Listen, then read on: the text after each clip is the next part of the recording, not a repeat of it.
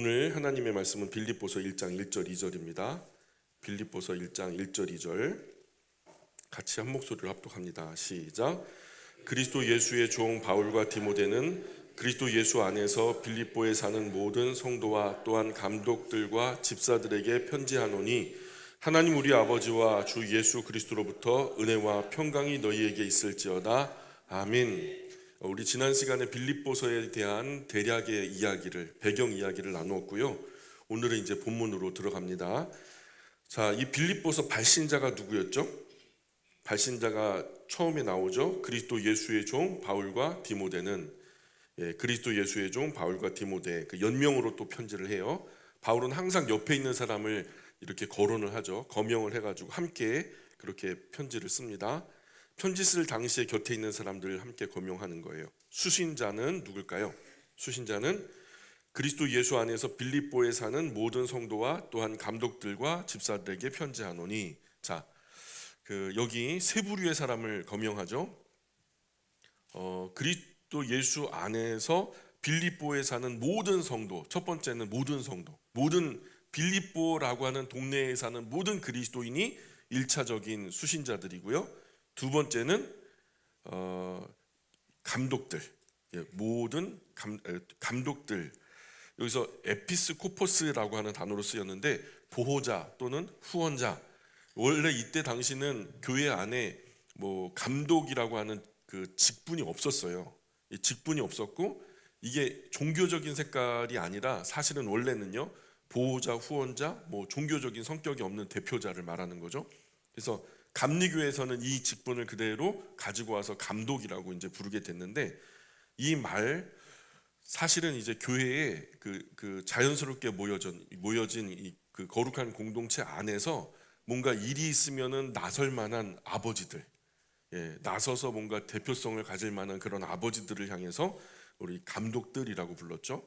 그래서 우리가 이 말을 가장 잘 표현한 구약과 신약을 관통하는 단어가 하나 있는데 그게 바로 뭐냐면 장로, 엘더, 장로라는 직분이죠. 원래 이것도 사실은 종교적인 직분이 아니었어요. 그래서 그 무리를 대표하는 나이 많이 든 경험 많은 어떤 어르신, 이런 의미였죠. 근데 오늘 우리 장로교에서 이 장로님이라고 하는 직분을 만들어서 성경에서 그대로 가지고 와서 구약과 신약을 관통하는, 모세 시대도 있었고 신약 시대도 있는 이 장로. 그래서 첫 번째 이 장로의 성격은요, 감독 또는 장로의 성격은 보호자의 의미예요. 교회가 외부로부터 뭔가 큰 공격을 받았다. 그럼 누가 맨 앞줄에 나서야 돼요?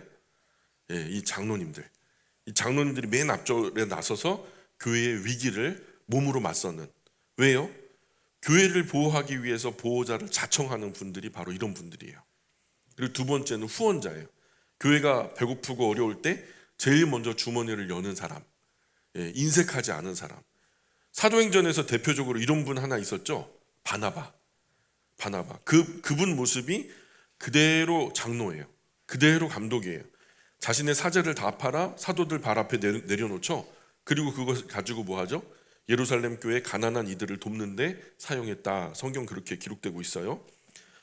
또 교회가 갈등과 위기로 아파할 때마다 가장 공신력 있는 대표로 파송합니다. 누구를 보내면 좀 편파적일 것 같아.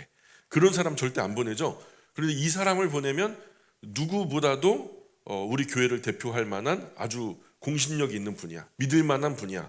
이런 분. 그래서 가장 곤란한 곳에 그 중심에 장로님이 서 있었단 말이에요. 그래서 안디옥 교회 이방인 구원 현장에 눈으로 보고 확인해 봐라. 그 예루살렘 교회가 파송할 때 누구를 보냈죠? 바나바를 보내잖아요. 그렇죠? 할례당이 갈등을 일으키는 그 상황에서도 누구를 보내죠? 바나바를 보내잖아요. 또 이방 전도를 위해서 여행 갈 때도 누구를 보내면 좀 믿을만 할 것 같아요? 바울 혼자 보내면 좀 그래요. 근데 바나바 같이 보내면 괜찮다는 거예요.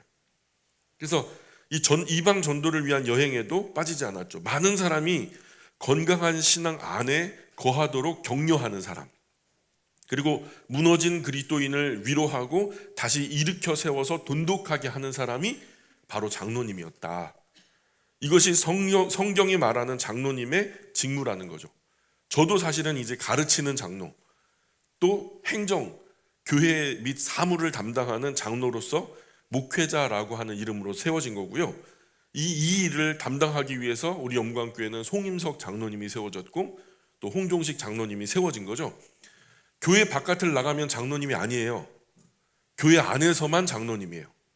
그래서 우리가 우리 교회를 위해서 장로님을 세운 것이죠. 다른 교회에서는 장로님이 될까요? 안 될까요? 다른 교회에서는 장로님이 안 돼요. 다시 제신임을 받아서 투표 가결해가지고 다시 그 교회 장로님으로 세워야 되는 거예요. 원래는 그래요. 성경적인 의미는 원래 그렇습니다. 그리고 세 번째 누구를 위해서 이 편지를 쓰고 있냐면 집사들이라고죠. 디아코노스라는 단어 쓰였는데 집사들, 수행자, 종, 시중 드는 사람 이렇게 번역할 수 있어요.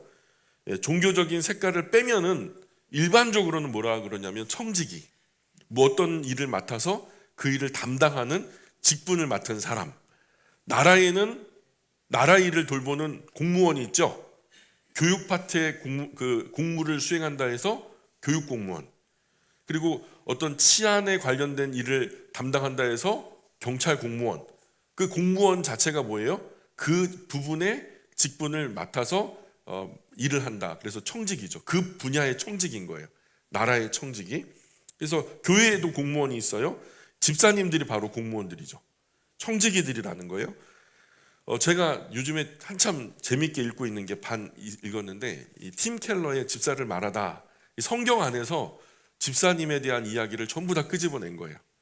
구약으로부터 신약에 이르기까지 그 안에 나타난 집사로서의 청지기 직분을 가지고 와서 이 집사님들이 어떻게 과거로부터 현재까지 그리고 현재 지금 이제 실제적으로 그렇게 교회 안에서 집사의 직분을 잘 감당함으로 인해서 열매가 어떻게 열려지는지, 뭐 전도된다는 그런 얘기가 아니에요. 주저앉은 그리스도인이 어떻게 다시 일어나서 힘을 얻고 다시 하나님의 영광을 위해서 멋지게 살아가는지에 대한 이야기를 이렇게 잘 정리했는데 이론과 실제가 잘 녹아 있어서 제가 지금 잘 읽고 있습니다. 혹시라도 관심 있으신 분은 사서 한번 읽어보시면 좋을 것 같아요. 자, 그래서 우리가 생각하는 것보다도 이 집사에 얽힌 이야기가 정말 크고 넓고 깊습니다. 직분, 직무에 관해서는 후에 우리가 좀 수요 특강에서 따로 좀 다룰 수 있는 시간이 있을 겁니다. 2절 볼까요? 2절 같이 읽어봅니다. 시작. 하나님 우리 아버지와 주 예수 그리스도로부터 은혜와 평강이 너희에게 있을지어다. 예, 하나님과 구주 예수님의 은혜와 평강. 자, 여기 교회 안에 이미 이방인과 유대인이 다 공존하고 있었다는 뜻이고요. 유대인을 향한 인사와 또 이방인을 향한 인사가 다 함께 녹아있는 인사가 은혜와 평강이 너희에게 있을지어다 이것이라고 말씀드렸죠. 자, 3절 4절 시작. 내가 너희를 생각할 때마다 나의 하나님께 감사하며 간구할 때마다 너희 무리를 위하여 기쁨으로 항상 간구함은. 자, 이제부터 미션이에요. 우리가 빌립보서를 읽을 때 이제부터 무슨 미션이 있냐면 빌립보서의 기쁨이라는 단어, 기쁘다, 기쁨, 기쁘다, 기쁨 이런 것들이 나오면 전부 다 동그라미를 한번 해보세요. 총 이 빌립보서에 몇 개가 나오나? 너희를 생각할 때마다 나의 하나님께 감사하며. 우리 지난 시간에 바울에게 빌립보 교회는 그냥 일반적인 교회가 아니라 아주 특별한 애정이 담긴 그런 교회라고 말씀드렸죠. 이런 표현은 유일하게 빌립보 교회를 향한 편지에만 나타나요. 너희를 생각할 때마다 나의 하나님께 감사한다. 예. 간구할 때마다 너희 무리를 위하여 기쁨으로 항상 간구한다. 자, 기도할 때 기쁜 마음으로 빌립보 교회를 위해서 기도한다는 거예요. 억지로 아니고요. 뭐 의무적으로 아니고요. 그냥 자원해서 기쁜 마음으로 그냥 내가 원해서. 여러분 자녀를 위해서 기도할 때도 그렇죠. 우리의 자녀가 잘 되기를 위해서 기도할 때도 내가 억지로 등 떠밀려서 기도하나요? 내가 자청해서 하잖아요. 그죠? 그런 마음으로 바울은 빌립보 교회를 위해서 기쁨으로 자원해서 기도를 하는데 5절 보세요. 5절 시작. 너희가 첫날부터 이제까지 복음을 위한 일에 참여하고 있기 때문이라. 예, 왜 바울이 이 빌립보 교회를 위해서 기도할 때 이렇게 특별하게 기도하고 특별한 애정으로 그런 자원하는 마음으로 기쁘게 기도하냐면 그 이유는 이 바울이 빌립보 지역에 들어간 첫날부터 빌립보에 딱 들어간 첫날부터 지금 이 편지를 쓰고 있는 이 당시까지 바울과 함께 이 구원과 생명의 복음이 전해지는 일에 이 빌립보 교회 그리스도인들은 마음으로 함께했고 물질로 함께했고 기도로 늘 함께했고 지금 내가 갇혀 있다는 이야기를 들었는데도 여러 가지 어려운 상황이 펼쳐질 때마다 빌립보 교회는 늘 그렇게 지지해주는, 마음을 함께하고 모든 면에서 함께하려고 하는 그런 마음이 있었기 때문에 바울은 빌립보 교회를 개척하고 짧은 기간 머물다가 빌립보를 떠나왔지만, 그리고 데살로니가에 도착해서 데살로니가 교회를 개척하죠. 그리고 이때 데살로니가 교회가 세워지도록 물심양면으로 후원한 것이 빌립보 교회였죠. 그러니까 이런 부분에서 빌립보 교회는 늘 첫날부터 지금까지 늘 함께하고 있다. 그리고 이후 고린도 교회가 개척될 때도 빌립보 교회는 물론이고요, 데살로니가 교회도 함께 협력해서 고린도 교회를 개척했다는 거죠. 바울과 함께 다니지 않았을 뿐이지 빌립보 교회는 늘 함께했어요. 바울이 모든 하는 일에 불편함이 없도록 뒤에서 후원하고 살펴준 사람들이 바로 빌립보 지역의 그리스도인들이었기 때문에, 바울과 함께 하지 않았을 뿐이지 마음으로 물질로 모든 면에서 함께 일한 건 맞죠, 그죠? 그래서 빌립보 교회는 하늘에서 하나님께서 바울에게 상을 주실 때 아마 바울과 똑같은 상을 얻게 될 거다, 저는 그렇게 생각해요. 왜냐하면 마태복음 10장에 보면은 선지자의 이름으로 선지자를 영접하는 사람은 선지자의 상을 받는다, 의인의 이름으로 의인을 영접하는 사람은 의인의 상을 받는다, 그렇잖아요. 그러니 하나님께서 우리 영광교회에게 기회를 주시면 이 땅 위에 교회 세우는 일에 물심양면으로 우리가 힘껏 협력해야 될 줄 믿습니다. 우리 교회만 잘 되면 됐지 뭐 이게 아니라 다른 어떤 교회, 우리 교회를 통해서 어떤 새로운 교회가 세워지게 될 때 우리가 마음으로 물론이죠, 기도로 물론이죠, 물질로도 물론이죠, 그렇게 우리가 함께하면 하나님께서 같은 상을 주실 거다, 저는 이런 생각합니다. 6절 계속 읽어볼게요. 시작. 너희 안에서 착한 일을 시작하신 이가 그리스도의 예수의 날까지 이루실 줄을 우리는 확신하노라. 예, 지금 빌립보 교회의 상황이 유오디아 순두계 두 여성도 간의 갈등과 다툼으로 새파랗게 얼어 있잖아요. 빌립보 교회는 지금 분위기가 좋아요, 나빠요? 별로 좋지 않거든요. 제가 바울 입장이라면 뭐라고 말하고 싶냐면, 당신들 그러고도 그리스도인이라고 할 수 있어? 당신들 그러고도 교회를 대표하는 어머니회 간부들이라고 할 수 있어? 이렇게 야단칠 텐데, 그런데 그렇게 하지 않고 아주 차분하게 인격적으로 다가가죠. 뭐라 그래요? 너희 안에 착한 일을 시작하신 그분이 그리스도 예수의 날까지 이루실 줄을 우리는 확신합니다, 이렇게 말해요. 지금 바울요, 그 다툼을 시작한 그들보다 그들 안에 착한 일을 시작하신 구주 예수님을 더 믿고 신뢰하는 거죠. 사람의 불신앙이 아니라 구주 예수님의 신실하심을 더 믿는 거죠. 다시 한번 말씀드릴게요. 사람의 불신앙이 아니라 구주 예수님의 신실하심을 더 믿는 거예요. 그들 안에 그 다툼을 시작한 그들을 신뢰하는 그 신뢰보다 그들 안에 착한 일을 시작하신 구주 예수님을 더 신뢰한단 말이죠. 지금은 비록 아직 성숙하지 못해서 좀 일할 때 시기가 나고 질투가 나고 미움이 일어나고 다툼이 일어나는 정도지만, 구주 예수님 안에 있는 그들이 계속 성화되어지고 성숙하게 되면서 구주 예수님께서 부르신 그날까지 꾸준히 좋아질 테니까 그날까지 아름답고 신실하게 될 것을 나는 확신한다. 누구 때문에? 그들 때문이 아니라 구주 예수님 때문에. 그죠? 그들대로라면 아무 소용없죠. 죄된 사람의 성향 그대로 내버려 두면 결국은요, 뭐 갈라지고 서로 상처 주고 그리고 서로 떠나고 결별하는 것으로 끝나겠죠. 그러나 구주 예수님 덕분에 그들을 믿고 신뢰해 주는 거죠. 그러니까 더 잘 될 거라고 여겨주는 거예요. 누구 때문에? 구주 예수님 때문에. 우리도 그래야 될 줄 믿습니다. 예, 그 사람 그대로는요 아무 소망이 없어 보여요. 그 사람을 구주 예수님을 통해서 바라볼 줄 아는 그런 이 바울 같은 성숙한 그리스도인의 시각이 우리 안에 있어야 된다는 거예요. 미운 사람 미워하고 싫은 사람 싫어하고 얄미운 사람 얄미워하는 거 쉬워요, 아주. 그죠? 안 보고 싶은 사람 안 보는 거 쉬워요. 그러나 미운 사람도 얄미운 사람도 싫은 사람도 안 보고 싶은 사람도 구주 예수님 안에서 봐주려고 노력하는 것이 진짜 신앙의 실력이죠. 그렇죠? 쉽지 않은 것을 해내는 사람이 진짜 그리스도인이라는 거죠. 근데 이게 다 누구로 인해서 그렇게 돼야 돼요? 내 인내, 내 의지가 아니라 구주 예수님 때문에. 그렇게 바로 여겨주고, 예, 그냥 미운 사람 미워하고 얄밉다고 얄미워하고 싫은 사람 싫어하고 안 보고 싶다고 안 보고, 그러면 세상 사람들이랑 다를 게 없죠. 그리스도인은 다르다는 거예요. 뭐 누구 때문에 다를까요? 구주 예수님 때문에 다르다는 거예요. 7절 계속 볼게요. 7절 시작. 내가 너희 무리를 위하여 이와 같이 생각하는 것이 마땅하니 이는 너희가 내 마음에 있음이며 나의 매임과 복음을 변명함과 확정함에 너희가 다 나와 함께 은혜에 참여한 자가 됨이라. 내가 너희 무리를 위하여 이와 같이 생각하는 것이 마땅하다. 이와 같이 생각하는 것이 마땅하다. 자, 특별한 애정으로 구주 예수님 안에서 더 좋아질 거야, 더 아름다워질 거야, 이것을 확신하며 바라보는 것이 마땅하다는 거예요. 왜 마땅하냐면 바울에게 빌립보 교회가 그런 특별한 관심과 애정의 특별한 교회라는 것을 말하고 있어요. 우리가 앞서 첫 번째 이유로 5절에서 뭐라고 했죠? 5절에서 그 이유가 빌립보에 들어간 첫날부터 지금까지 물심양면으로 나와 함께 해줬기 때문에 나는 너무 좋다.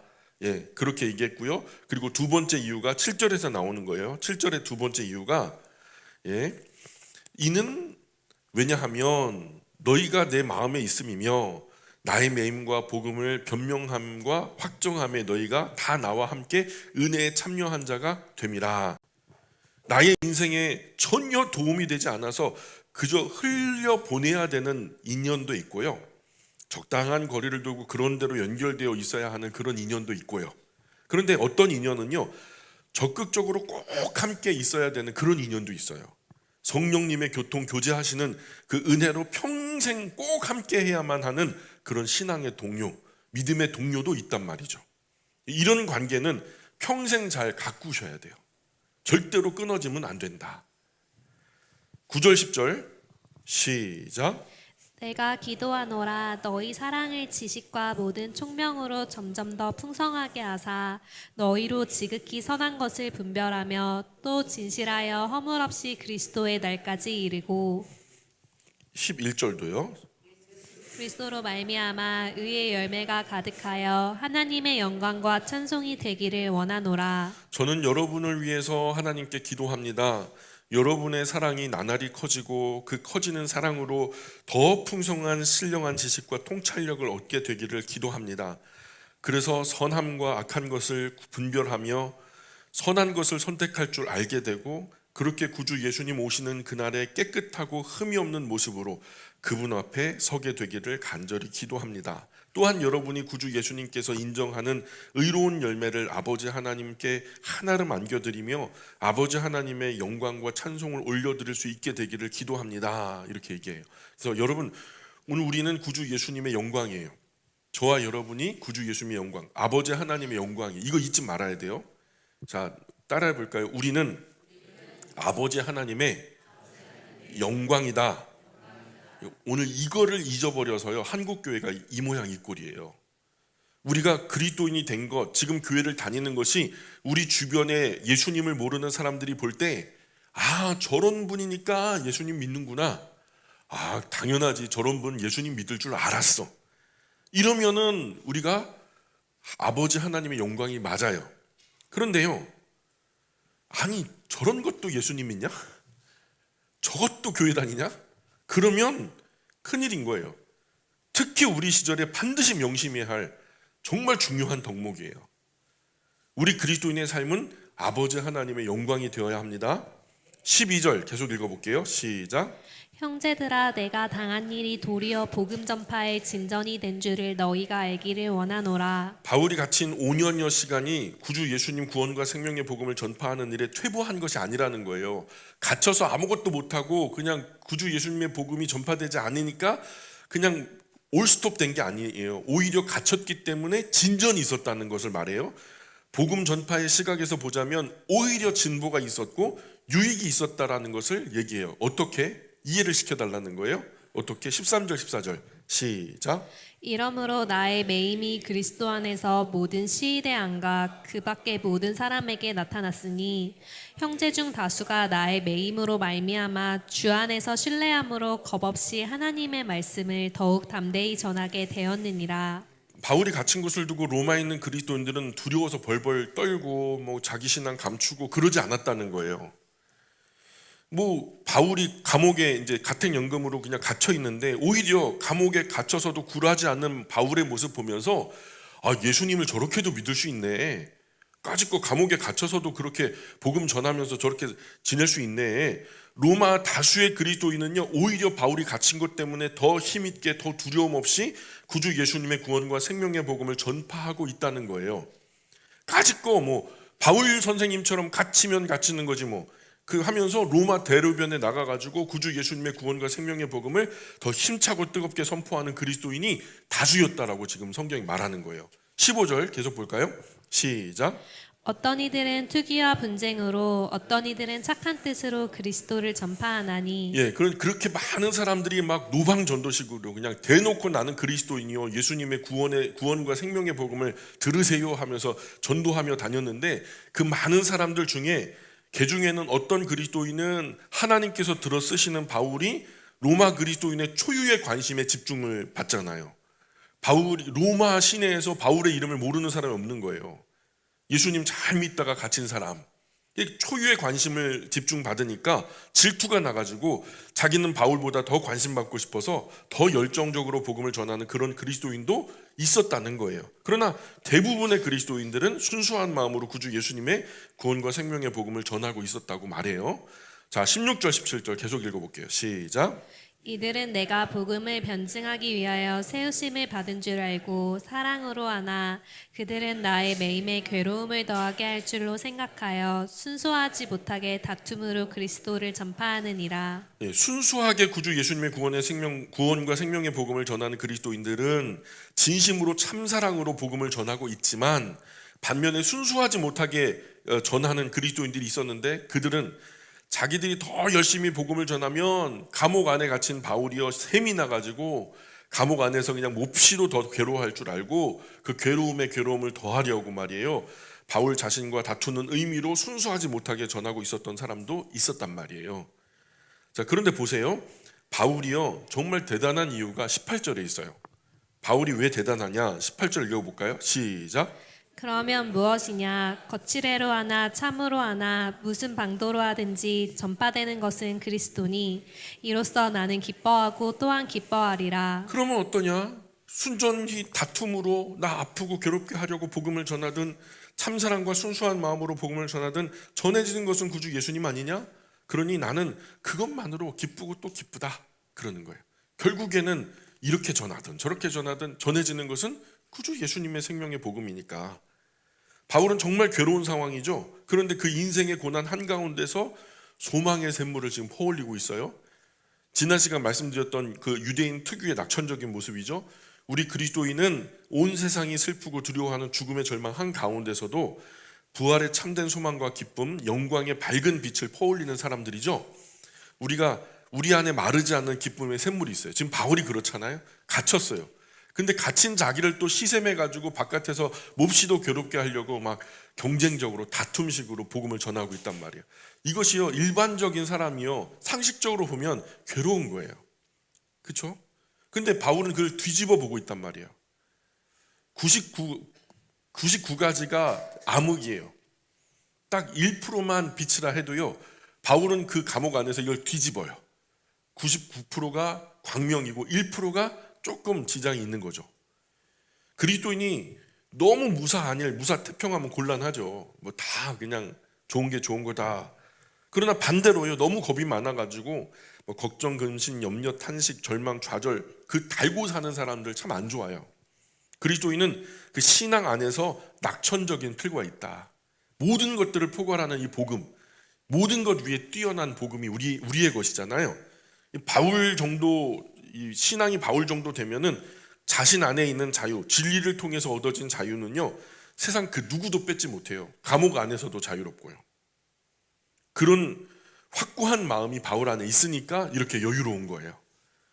만약 그리스도인이 미움, 다툼, 시기, 질투, 걱정, 근심, 염려, 불안, 좌절, 초조, 불평, 불만, 죄책, 의심, 원망 꽉 차 있으면요 그 삶 자체가 감옥인 거예요. 감옥 밖에 있더라도 그것은 감옥인 거예요. 이런 죄의 성향에 우겨싸임을 당하고 있으면은 영혼이 자꾸 위축되고요 아무 선한 일도 하지 못해요. 한 발짝도 못 뛰는 거예요. 내가 이거 했다가 사람들이 또 욕하면 어떡하지? 하면서 불안, 초조. 바울은요, 이 영혼의 자유에 확신이 있었어요. 그러거나 저러거나 그래라 그래래. 결국 예수님이 좋아지는 거지 뭐. 내가 욕먹어도 좋아, 뭐 살아도 좋아, 죽어도 괜찮아.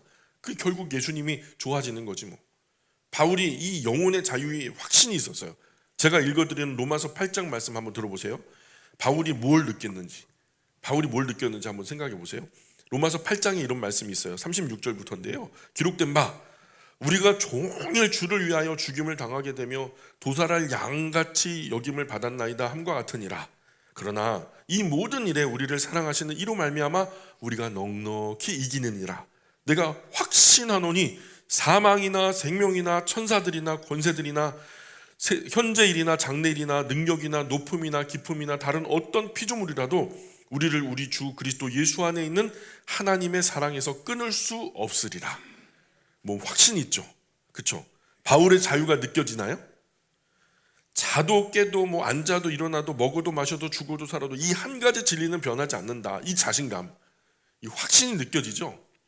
세상 그 어떤 것도 그 누구도 우리를 우리 구주 그리스도 예수 안에 있는 하나님의 사랑에서 끊을 수 없다.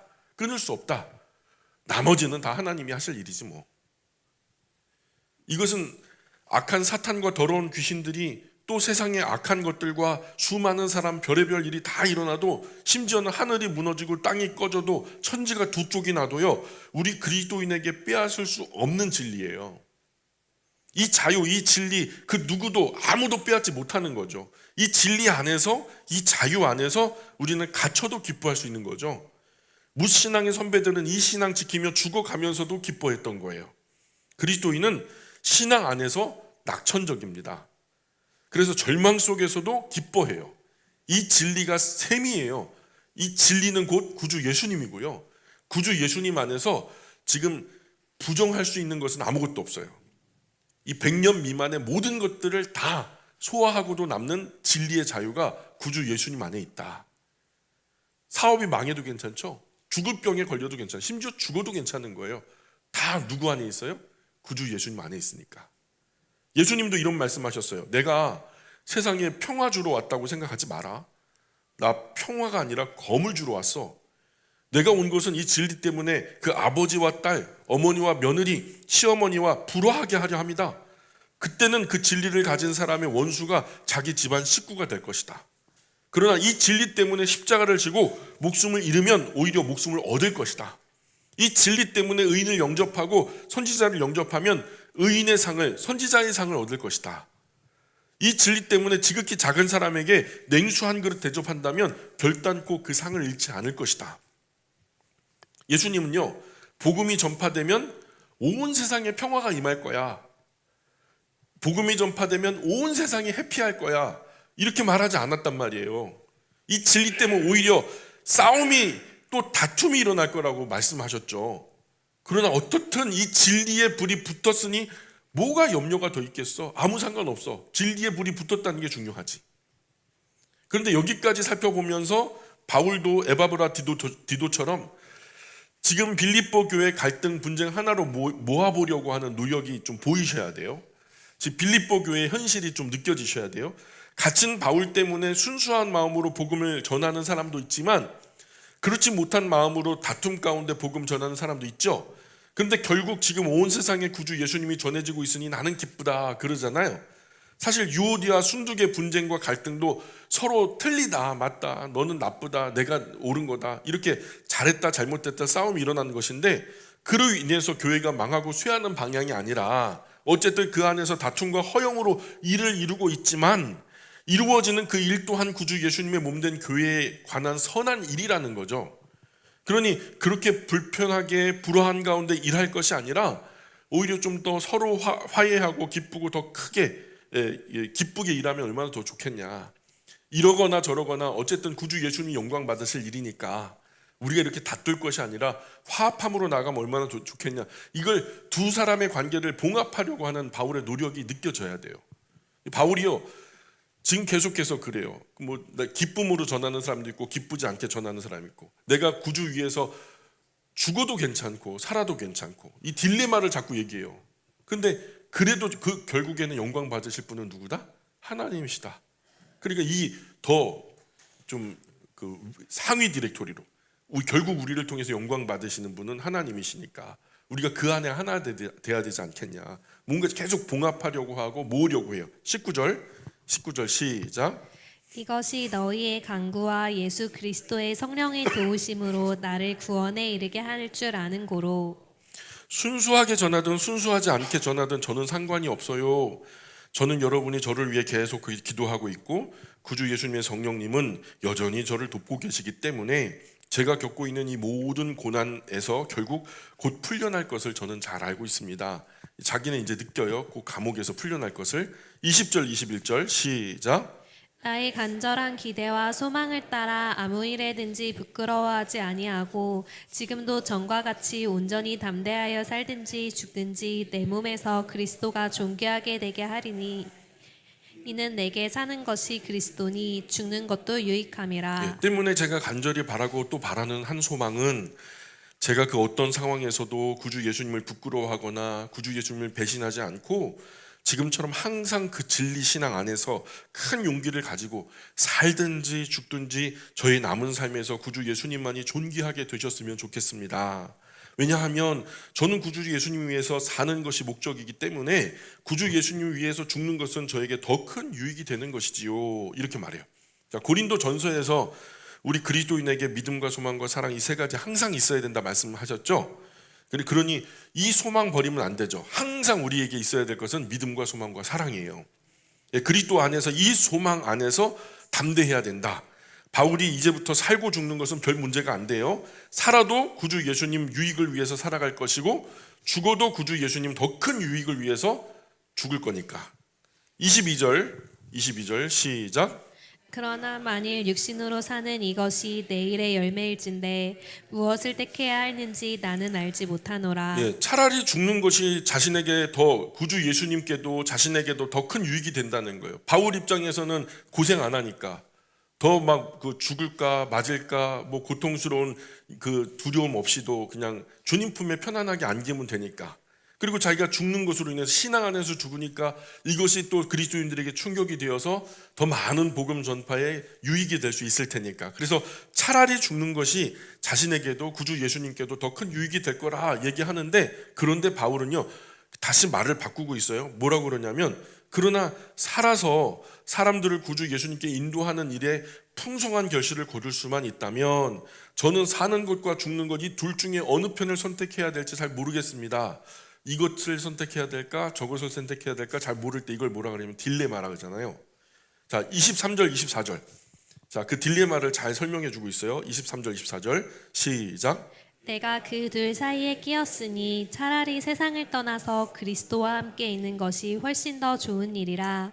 그렇게 하고 싶으나 신으로 있는 것이 너희를 위하여 더 유익하리라. 저는 구주 예수님 위해서 살지 죽을지 이 둘 사이에 딜레마에 끼어 있습니다. 차라리 제 개인적으로는요 빨리 순교해서 구주 예수님 품에 안기는 것이 저에게는 더 유익합니다. 그러나 제가 살아있으면 여러분 즉 교회 빌립보 교회 그리스도인에게 더 유익할 겁니다. 그러니 나는 어느 편을 선택해야 될지 모르겠습니다. 나는 이 두 사이에 끼어 있습니다. 살면 좋고 죽으면 더 좋고, 그죠?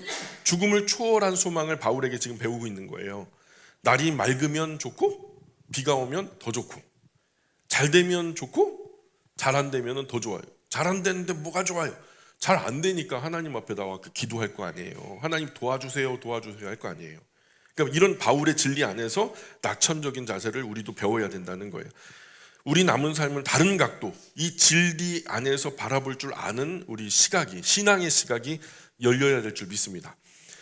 지금 바울이 뭐라 그러냐? 지금도 전과 같이 온전히 담대하여 살든지 죽든지 내 몸에서 그리스도가 존귀하게 되게 하려 하나니, 이렇게만 된다면 나는 구주 예수님 안에서 아무렇게나 되어도 괜찮습니다.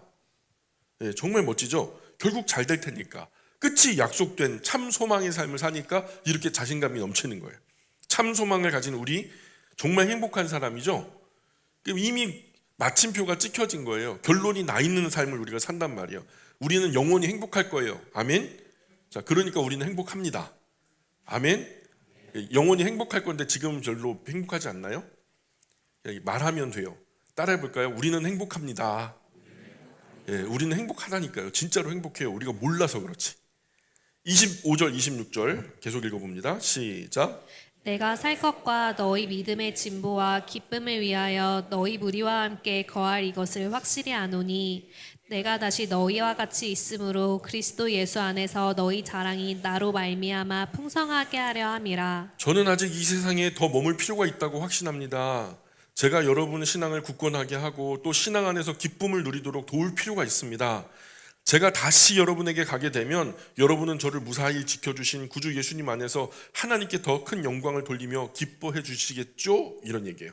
바울은 구주 예수님 위해서 죽을 경우도 생각하고 있어요. 그런 또한 교회와 그리스도인들을 위해서 살 경우도 생각하고 있어요. 죽어도 좋다, 살아도 좋다. 죽을 준비도 돼 있고 살 준비도 돼 있죠. 그렇죠? 그래서 지금 빌립보 교회가 두 여성도 간의 싸움으로 뒤숭숭한 현실도 사실이지만 바울이 빌립보에 도착하게 되면 바울이 열심히 그들을 위해서 하나님 말씀으로 가르치고 교육해서 신앙 안에서 조금 더 진보하고 성숙하게 되면 서로 품을 수 있는 더 큰 품이 마련될 것도 기도하는 거죠. 그러면 그 기쁨 더 크고 풍성해지겠죠. 이런 의미로 살아서 빌립보 교회 그리스도인들과 다시 한번 만날 날을 기대하고 있는 거예요.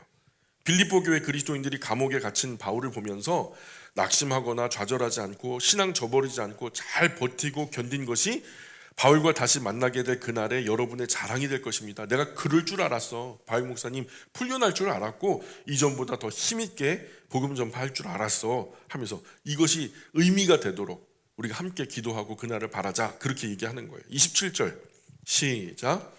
오직 너희는 그리스도의 복음에 합당하게 생활하라. 이는 내가 너희에게 가보나 떠나 있으나 너희가 한 마음으로 서서 한 뜻으로 복음의 신앙을 위하여 협력하는 것과 오직 너희는 그리스도의 복음에 합당하게 생활하라. 오직 너희는 그리스도의 복음에 합당하게 생활하라. 여러분, 내 신변에 어떤 일이 일어나더라도 여러분은 언제나 그리스도인답게 살아가야 한다는 것을 잊지 말아주세요. 자, 이는 내가 너희에게 가보나 떠나 있으나, 그러니까 무슨 말이에요? 왜냐하면 제가 여러분을 다시 만나게 되더라도, 아니 다시 만나게 되지 못하게 된다 하더라도 너희가 한 마음으로 서서 한 뜻으로 복음의 신앙을 위하여 협력하는 것과 구주 예수님, 여러분은 구주 예수님의 구원과 생명의 복음을 전하는 일을 위하여 한 마음과 한 뜻으로 협력하십시오. 종합해서 말하자면 그래요. 여러분, 내 신변에 어떤 일이 일어나더라도 여러분은 언제나 그리스도인답게 살아가야 한다는 것을 잊지 말아주세요. 왜냐하면 제가 여러분을 다시 만나게 되더라도, 아니 다시 만나게 되지 못하게 된다 하더라도 여러분 구주 예수님의 구원과 생명의 복음을 전하는 일을 위해서 한 마음 한 뜻으로 서로 협력하세요. 예, 이런 얘기하고 있죠. 다분히 유오디아와 순두개 들으라 하는 말 같죠. 계속 뭔가 나누어진 양 진영을 갖다가 봉합하려고 하는 바울의 노력이 느껴지죠. 28절 계속 읽어볼게요. 시작. 무슨 일에든지 대적하는 자들 때문에 두려워하지 아니하는 이 일을 듣고자 함이라. 이것이 그들에게는 멸망의 증거요 너희에게는 구원의 증거니 이는 하나님께로부터 난 것이라. 그래서 구주 예수님의 구원과 생명의 복음을 전하는 여러분을 대적하고 핍박하는 사람들이 여러분에게 무슨 짓을 하든지 여러분은 전혀 두려워하지 않는다는 그 기쁜 소식을 저로 듣게 해주십시오.